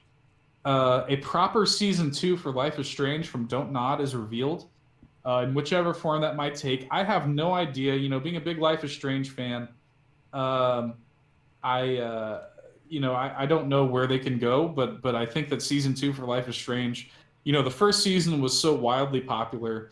I think that season 2 is a given. I think that Don't Nod has probably been working on it already for a while. They just released actually a game called Vampire, which apparently is like very much in the same vein as Life is Strange. It's kind of like the diamond in the rough, like good story but kind of rough gameplay. Um, so I think that the first episode is probably going to debut late this year for Life is Strange season 2, and I think it's going to be revealed here at the Square stage. I never 'Cause actually played that game. You should. It's great. I Yeah. don't know if it's your cup of tea. I don't know how much. I think you would like the story, but I don't know if you would be. I don't know how much you would like the kind of like hipster Pacific Northwest kind of vibe, I guess. You know how I feel about that. I think you would find yourself annoyed with the characters, but enjoying the overall story. Okay. That's I could how I probably predict. power my way through it, sort of thing. Maybe you should try it. I mean, Yeah. you never know until you try it, right? Um, this is kind of a more vague prediction. I don't like making vague predictions like this, but this is something that I feel like it's a safe prediction though. it is a little safe. Yeah. But I did try to get a little more specific with it. So I think that we're going to get a weird game given a spotlight, kind of in the vein of Nier or Deus Ex, because Square always publishes these games that are like weirdly kind of out of their wheelhouse. So maybe it's the new shooter that People Can Fly is working on. We know that People Can Fly, the Bulletstorm guys, have been working on something new. So maybe that's what it is. Maybe it's ready for this year. We know that they've been working on that. We know that Square is publishing something from them. So maybe that'll be unveiled at the show. Maybe it's that weird game that what was it called? What was it called? That weird game that, remember when we looked at that Walmart leak, and there was like a weird title there, and I was like, this seems like it's a weird Square published game. Oh, I don't remember the name of it. Neither do I, but I think that's what it was. It's probably the People Can Fly game. My crazy prediction here is that the announcement of the next Final Fantasy game is going to be made much earlier than it should. I mean, I don't think that's a crazy prediction. You don't think so? Nah. Yes and no. I mean, I feel like I feel like it's a little bit of a crazy prediction just because they're still supporting 15 so much. yeah. But it's also like Square is, they're infamous for announcing things too early. Yeah. That's why. So, That's the main reason why I don't think it's that crazy. yeah, um, but Final Fantasy obviously huge deal. That would definitely be a way to get people hyped is to name drop Final Fantasy and maybe even show a teaser for 16 or even just a spin-off game really. That's my prediction for them. So moving on to Ubisoft, their conference Monday, June 11th, 3 p.m. Central. I think we're starting off with the Division 2, which is a game that we already know exists. They've already announced this. We, I think, are going to get a new American city rather than just going back to New York. I predicted with you, I think even on as we were playing Division One, that maybe Division Two is going to take place in Seattle, You or know what I would? maybe You know what I would love, what's that? dude. I just want a proper game like set actually in Chicago, like proper, not like fucking Watch Dogs. Yeah, I mean, look, I would love that too. You God, I know, hate Watch Dogs. I would love that too, like an actual, like rather than, but I feel like Ubisoft probably feels like they've already charted that I territory with know Watch Dogs. they So didn't do it right though. yeah, I whatever the case may be, maybe it's even in another country, maybe London or Tokyo or something like that. Um, I'd honestly be more interested in seeing like how that world is like like the whole like infection shit's happening in like other countries actually. yeah. That's kind of where Um, I'm at. I would actually really enjoy seeing it like in like Tokyo. That'd be awesome. we've got so in the chat here they're asking what our names are. We are Seth and Todd Sturgill. We are um, we are the hosts of the Nerd Bourbon podcast. We're cousins. We're not married. So it says he says I'm so Bradley Goldstone here says I'm new to the campaign. So I'm thinking that maybe he thinks that we're playing Star Wars right now or something. I don't know, but we're not. This is a live recording of our podcast Yeah, I that forgot to goes up change every the Friday. title to like. It's fine. I did So change it right now. If you refresh, you'll probably see the actual title now. so yeah. Anyway, I think that Division Two coming out early 2019, beta this fall. I don't think that I thought that maybe they were going to have it ready for this year, but I don't think they will. Just because if you look at the Division One's release window, it came out in spring. And I don't know if the Division 2 is big enough, especially since we already know that they have Assassin's Creed Odyssey coming out this year. I don't know if they want to flood the market with the Division 2 this fall. I think maybe this spring is more, spring 2019 is more likely. So I think that's what's going on with Division 2. Splinter Cell is back, I think. I think we're going to get Michael Ironside returning as Sam Fisher, which we've talked about before. Um, I know you're happy about that, It was a damn shame that they got rid of him. but my prediction. So this is pretty safe because again, this was leaked with the Walmart Canada leak. But my big prediction here is that the gameplay is going to be something of an ambitious kind of reboot versus the traditional Splinter Cell formula. Maybe more of an open world Metal Gear approach with, I think it's still going to have your kind of more like stealthy interior Splinter Cell things. But Ollie's trying to jump up and say hi. Um, but I think that we're going to get more of an open world, like kind of a Metal Gear Solid 5 approach with this new Splinter Cell game, and I think it might even be ready for this year. Okay. I really do. They've been working on this for a while. If we're going off of Blacklist, so next up, I think we're going to get a decently lengthy demo for Beyond Good and Evil 2, giving a little bit of texture to kind of what we've already seen. Kind of let's we don't know anything about the story. What's going on with the main characters? What's going on with the general plot? I still don't think we're going to get a release date. I don't think we're going to get a release date for that here. But holy shit. If you guys can hear that, I'm sorry. My cat is being a dick. Don't think we're going to get a release date here, but I think we are going to get more of an idea of what Beyond Good and Evil 2 is actually like. So I think that's kind of a given. I think that it's going to be there at E3 this year on the Ubisoft stage. Assassin's Creed Odyssey is fully revealed for late October with a trailer and gameplay demo. We already know that this is real. It was leaked to hell and back, and then Ubisoft kind of leaned into it. I don't know if you saw that. They leaned into the Assassin's Creed Odyssey leak by releasing a little GIF of somebody like kicking somebody off of a cliff, and they just said they just said they just said see you at E3. Nice. I actually didn't see that. That's good. Yeah, so Assassin's Creed Odyssey, it's real, as if that wasn't obvious. But the rumor is as Jason was reporting over at Kotaku, which somebody that we quote a lot. But the rumor is that it was kind of more of a true RPG where you can play as like a male or a female character. There are dialogue options. I think that's probably true. Jason's normally pretty on point with his sources. I think that that's probably totally accurate. Um, Even though it's a little bit of a bummer that Assassin's Creed is releasing just a year after Origins, um, I think they're going to shake things up more than Assassin's Creed past have. And obviously it takes place in ancient Greece.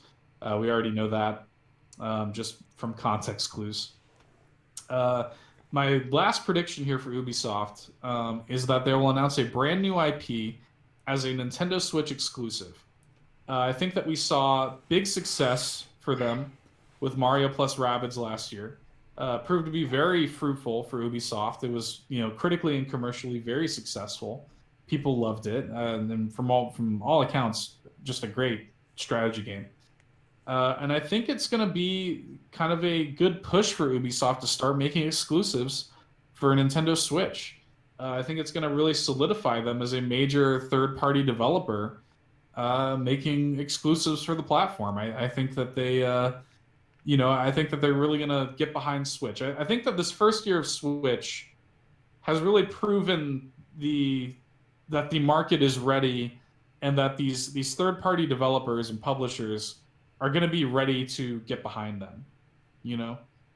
Um, I think that it's time that people stop doubting Nintendo and really started giving them their backing. Because the Switch has proven itself now. Oh, it definitely has.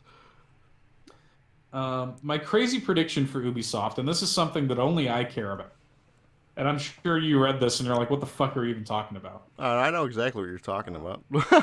So Ubisoft developed and published the video game Scott Pilgrim versus the World, the game, which is a fantastic 2D brawler with just incredible pixel art and an incredible Anamanaguchi chiptune soundtrack. Just the best. And it was delisted several years ago for unknown reasons back on PS3 and Xbox 360.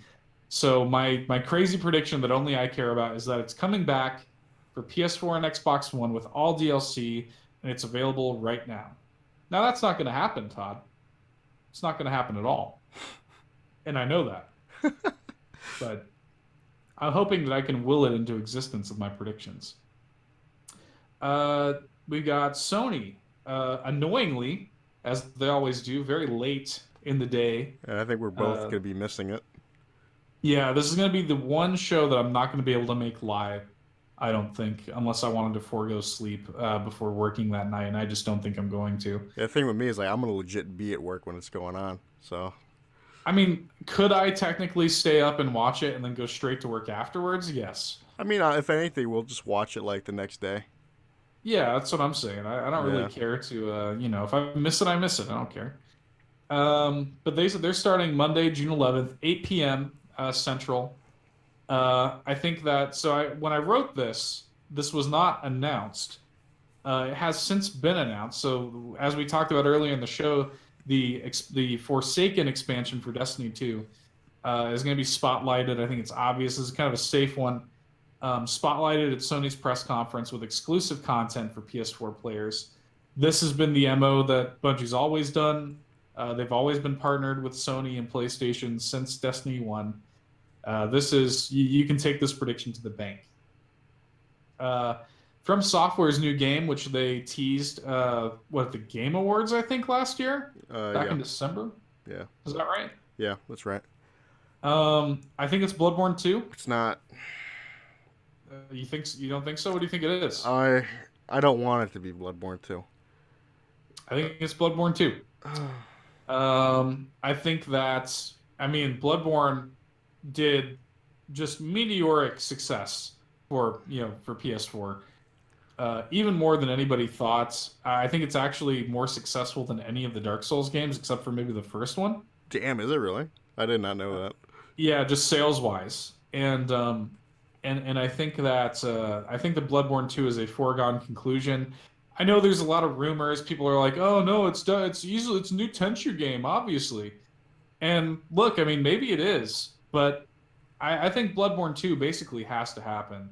And I think that's what this is. And I think it's going to be revealed here at the show coming early 2019. I think the first Bloodborne came out in what, like February or something like that? Like So, February. if I'm thinking back to Nerd Bourbon of old, yeah.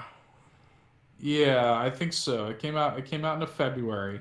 So I think the Bloodborne 2 is probably, the Souls games typically come out earlier in the year. I really just do not want it to be Bloodborne 2 because Bloodborne is such a perfect game, and it doesn't need anything. You're still going to play it. I mean, I'm still gonna play it. I'm not denying that. I'm still gonna play it.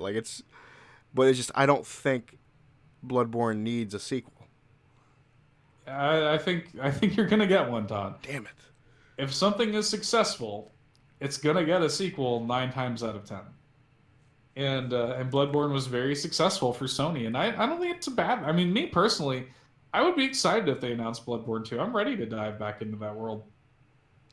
I mean, look, I understand the thought process of like, oh, it's perfect, blah blah blah. But I mean, you know, I trust them. I think the Bloodborne 2 could potentially be really Here's exciting. my thing. If it's the same team, I'm more down for it. I don't think there's much merit to put into that, Todd. We've seen other series be passed, the torch be passed just fine. Dark Souls 2.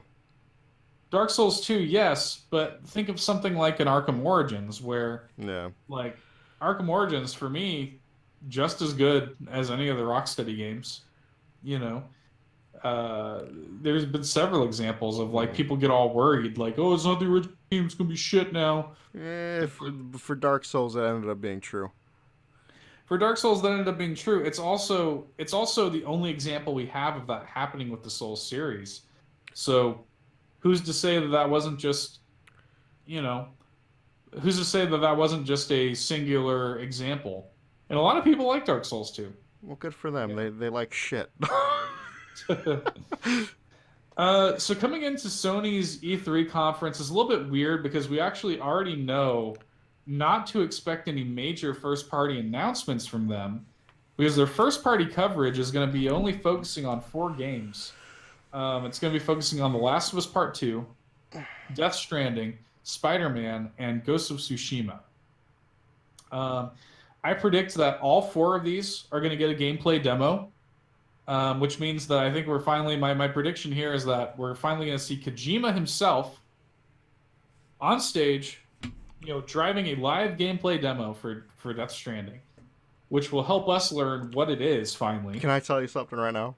Even What? if that's a thing and he's playing it, we're still not gonna know what the fuck it is. Fuck you talking about? I think that we're gonna see it played and we're gonna get something of an idea of what Death Stranding is. What it is, I'm not even gonna try to predict it. Can I say something? I'm scared of this game because Why? this is Kojima let loose. Yeah, I've heard really, I heard some shit about like this motherfucker wanted like a week long boss fight. Oh God. So it's like they put a stop to that shit. They had No. control over him. No, there's no control anymore, dude. Kojima's unleashed now. I still don't think we're gonna get any release date. Even though we're gonna get gameplay. If anything, we might get a vague 2019 release date. But I don't think we're gonna see Death Stranding any earlier than 2019. Yeah. It might be 2020. It might be a PS5 game. Yeah, that's some real Honestly. shit, dude. A spotlight on Ghost of Tsushima and The Last of Us Part 2 with gameplay demos for both and a vague 2019 release date for both, I think is a safe bet. I think both of those games are not coming this year. There's no way. There's a lot of people who held out hope that Last of Us was coming this year. There's no way Last of Us Part 2 is coming out this year. It's not happening. 2019 is going to be the word. I think coming into kind of the fall of 2018, Sony is going to be resting its laurels on the third-party games, the stuff like, the Red Dead Redemption 2s of the world and the Call of Duties, and the Destinies. But for their first party, the dark horse for them this fall, coming in September, is Spider-Man, right? Yeah. And we've seen gameplay demos for Spider-Man before, where it's kind of more compartmentalized, where they're doing like kind of missions and it's indoors. I think we're finally going to see with this new gameplay demo. Like I said, I think all four of these are going to get gameplay demos on the show. I think we're finally going to get a final look at the moment-to-moment, like open world gameplay. Probably reveal a new villain. My heart wants to say Mysterio, because you know I'm a Mysterio boy. But I think we're going to get a look at what it's going to be like moment to moment to play that game in the open world. You know, we don't really get a look at that ever. It's always just kind of like, here's Spider-Man in combat sequences. Yeah. Here's Spider-Man in a quick time event. We don't really get too many looks at, here's Spider-Man just swinging around and doing side missions and collectibles. You know what I mean? Like, that's the stuff I want to see. I think we'll also get a rundown for the launch and post-launch DLC plans for Spider-Man. Maybe they're even doing a season pass. So my next prediction here for Sony, this has been rumored and leaked to hell and back. I think it's happening. Devil May Cry 5 happening this year and as a PS4 exclusive. I think this is a fairly safe bet. Maybe the only crazy thing is that maybe it's not coming this year, but it's been leaked and rumored so much that Devil May Cry 5 is going to be a PS4 exclusive, and it's almost certain that this is going to be a thing. Okay. And the big rumor is that it's not going to be with Dante from the Ninja Theory game. So we'll see. I really don't hate that game as much. I mean, you know what? It's because I really only played like the first one, the first Devil May Cry. I've played all the Devil May Cry games, and including DMC from Ninja Theory, and I liked it. Yeah, that was fine. I enjoyed it. Thought it was totally fucking fine. Yeah. Did not hate it nearly as much as these other people, and I don't think that Dante. I mean, I'm sorry. I know I'm maybe catch some hate for this. I don't think that Dante I don't think Dante's a good enough character. I don't think Devil May Cry has a good enough story to get that butthurt about. I'm sorry. I'm not trying to stoke the flames No, here. I agree with you though. On some real shit. But it's not. I mean, this is basically an anime trash story, and it's like, are you really getting that upset? You know, Dante is a really well loved character. No. Anyway, my last prediction here, before we get into the crazy prediction, is that Insomniac is making a sequel to 2016's Ratchet and Clank remake / reboot. That game was not only great, I loved it, platinumed it. It was the fastest selling game in the entire series. So it did extremely well. And I remember Sony actually didn't even expect it to do as well as it did. Damn, really? Like, it was selling out in stores. Like, stores couldn't order it fast enough. Because think about it. It came out, a full remake / reboot of the Ratchet and Clank series, a great game, came out at $40. You know, it's great. And I think that it only makes sense to carry it forward. They leave it wide open for the continuation of this new kind of series. Because while it was a straight remake of the first game, it was also a little bit of a reboot for the franchise because story-wise, they did do things differently with this Ratchet and Clank. So I think that it only makes sense to carry that on. My crazy prediction for Sony. So Bluepoint Games. These are the guys who do a lot of ports. So like Nathan Drake Collection, blah, blah, blah. They recently did that remake of Shadow of the Colossus, that full remake. And they said when that game came out that they're already hard at work on the next remake that's going to be in the same vein as Shadow of the Colossus. They obviously didn't say what it's going to be, but they did say that they're already hard at work and that it's going to be on the same scale of the remake as Shadow of the Colossus was. And what I think it is, Todd, we're going to have Kojima on stage already. Like I said, playing Death Stranding. Why not have him introduce Bluepoint Games' full remake of the first Metal Gear Solid? That'd be insane. PS1. Full remake, Metal Gear Solid 1, PS1. Very well-loved game. Excellent. One of the best games ever made, really. And very much associated with the PlayStation brand. I think it makes sense. I really can't think of a better PlayStation, game to be fully remade by Blue Point, with the same love and care that they put into the Shadow of the Colossus remake. Last one here. Moving on to Nintendo. Rounding us out on Tuesday, June the 12th at 11 o'clock in the morning. And for the record, I think this has the most predictions. Does it? I feel like it does. The most like crazy predictions? The most predictions in general. Okay. Because all of these are kind of more speculatory, I guess. Okay. So obviously the big thing coming into E3 that we're all curious about is Super Smash Brothers, right? Is it a port? Is it a new game? When's it coming out? I think it's a new game. I think it's going to be kind of a step between a port and a new game, though. So it's going to really be based on really Smash Wii U's engine. Yeah. Kind of a modified, better version of Smash. Because really, how do you get Smash Brothers to look or run better than it did on Wii U? You know what I mean? I don't really think you can, not for like a while type shit. Yeah. So for me, I'm like, Smash. It's going to come out this year. I think it's coming in November. I think it's going to be a new game, kind of a half step to a new game, but I think it's going to be the largest roster of any Smash game before. They keep upping the ante from game to game.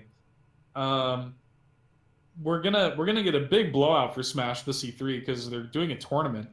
Oh, are they? And shit. Yeah, they're doing a tournament for Smash. And then obviously they're going to do the Treehouse stream after. So we're going to be seeing a ton of Smash gameplay. We're going to know everything about this game, really, this week. But aside from that, during the Direct, I think we're going to see a new trailer that's going to reveal some surprise new characters.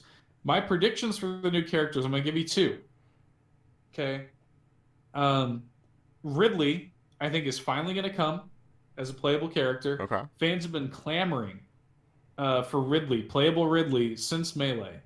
People want to play as Ridley, Todd. They want it. And I've got to throw my hat in for my boy Shovel Knight, Todd. Shovel Knight's too fucking perfect. Yeah, like it's gotta happen, dude. It's gotta happen. Yeah, I think November makes the most sense. I do have in here that could possibly come in late September to be day and date with Switch's online service going live, but I think November is probably more like. But Switch's online service is going live late September. I don't think we're going to hear much about that this E3. I don't think this is the place for it. I think that probably gets its own Direct. I don't think E3. I think E3 is going to be more about the games.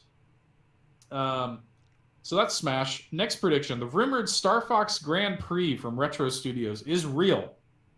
It's an ambitious new combat racing game, like we've heard, with a meaty single-player element, similar to Diddy Kong Racing. We've gotten a lot of Diddy Kong Racing comparisons in the rumor mill.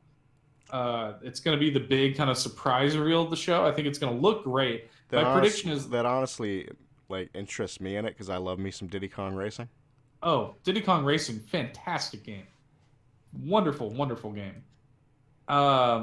I think it's time we get a new combat racer, a true combat racer, and that's the one thing I loved about Diddy Kong Racing is that single player element to it, right? That adventure mode. Yeah.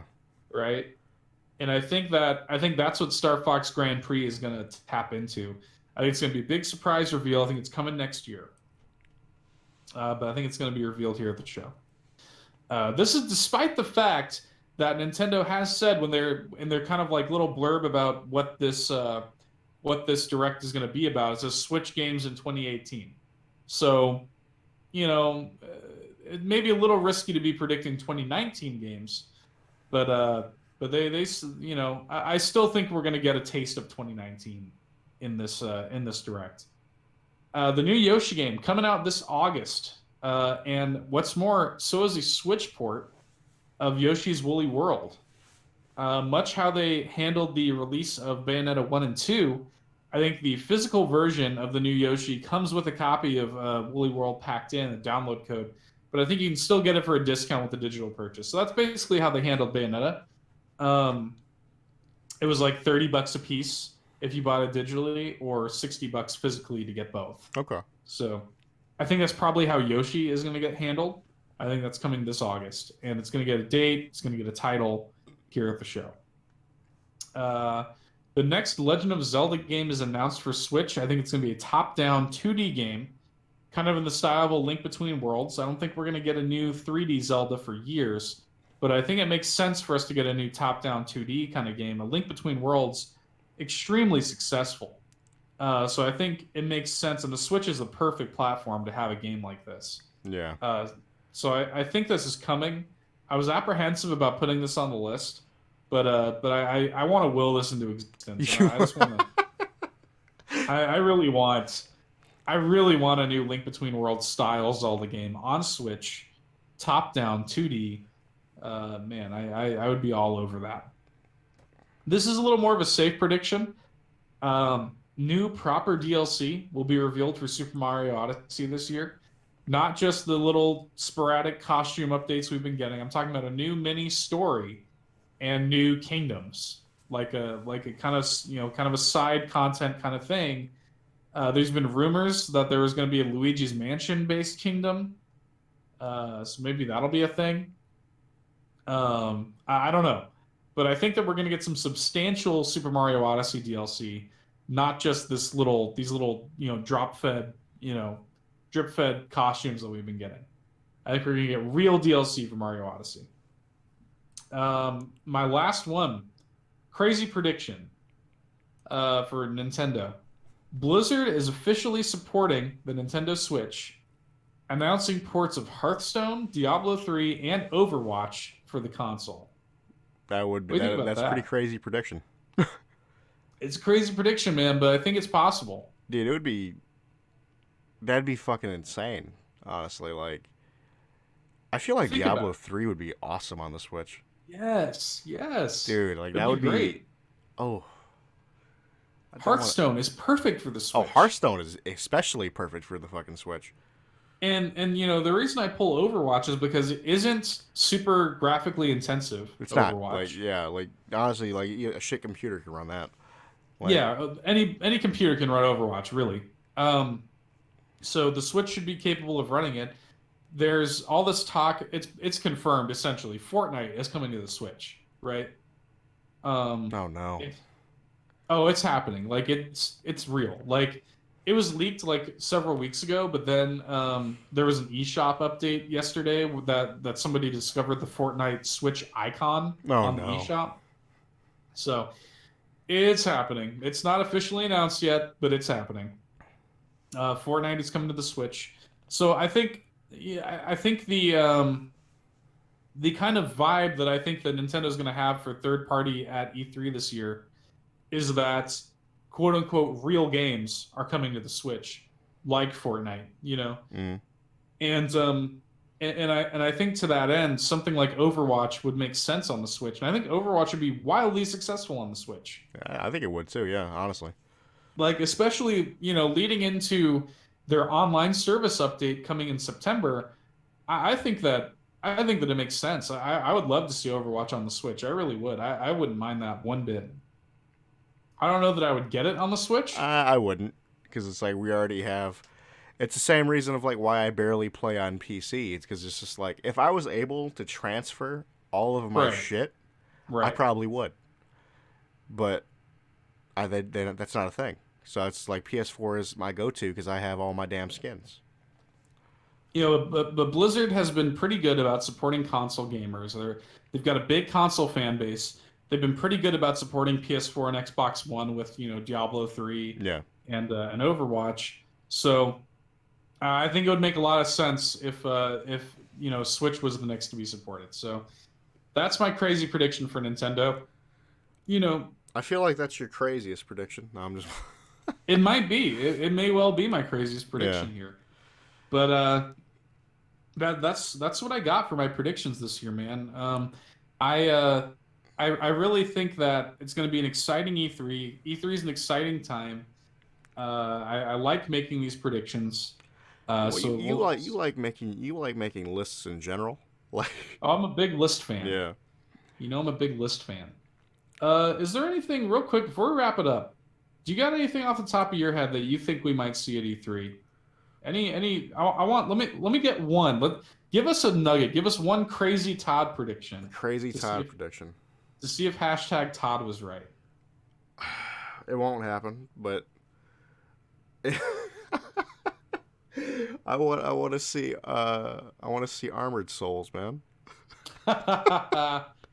I'm telling you, dude. I would fucking like flip my shit for a game like that. People call me crazy for saying that. But From has said that Armored Core is not dead. I think that Armored like, Souls, an Armored Core game in the vein of like Souls is just like that. Just ugh. Yeah. If that happens, it's probably going to be at Microsoft. If that were to happen. Yeah. So, I mean, look, maybe that might not be too crazy. You never know. From Software is a 2-game studio at this point, so maybe the games they're working on right now, Bloodborne 2 and Armored Souls. Yeah. So, you never know. Yeah, anything else you want to add before we put a bow on this? That's about it with this like almost 2-hour-long episode. Shit. By the time it's all done, yeah, it'll probably be right around the 2-hour mark. So, yeah. Thank you guys for listening to us this week. Thanks for tuning in and trolling us on the chat on Twitch. By the way, thanks for... I think both of them actually followed us, actually. Oh, nice. Thanks for the follows, guys. Yeah. So, if you didn't know, you guys have been listening to Nerd Bourbon, the only show where you can get these stupid E3 predictions. We'll see if hashtag Seth was right. Next week, if you like what you've been hearing, you want to hear more, throw us that follow or sub on whatever service you're listening to us on. If you got questions, thoughts, comments, or concerns, leave them for us. Maybe you've got an idea for a topic you want us to cover on the show. Leave that, and we'll touch on that. And tell your friends. It's really the only way we have to grow as we move into year 2. Todd, thank you for sticking with this with me for the past year, and I'm looking forward to another year of Nerd Bourbon content, of delicious content, always and forever. And with that, thanks for listening, guys. Get fucking dunked on. Bye. See ya.